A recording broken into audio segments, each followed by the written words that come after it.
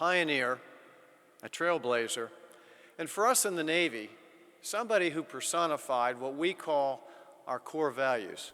CNO Admiral Greenert spoke at the memorial service for retired Lieutenant Commander Wesley Brown at the U.S. Naval Academy. Brown was the first black midshipman to graduate from the Academy in 1949, notably overcoming prejudice and racism as a midshipman. In a 2008 interview, Brown described that moment in his life. Every day I thought about quitting as a plebe, but I thought better of it the next day, and I knew my family was depending on me, but also those cadets back in high school. There were still people who were prejudiced.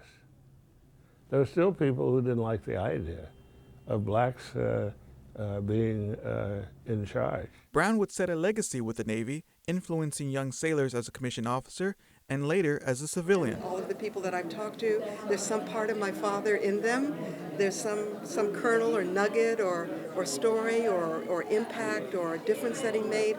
I don't have to go far to find my father in somebody else. One of those personally influenced by Brown is Captain Roger Isom. He maintained his integrity, he maintained his determination, and more importantly, he kept giving back. He inspired me to pay the way forward also. As a midshipman, Brown excelled as a track and field athlete. The Wesley Brown Fieldhouse, built at the Academy in 2008, honors Brown and inscribed is his life's motto. Go where there is no path and blaze a trail. Reporting from Annapolis, Maryland, I'm Petty Officer Santos Huante.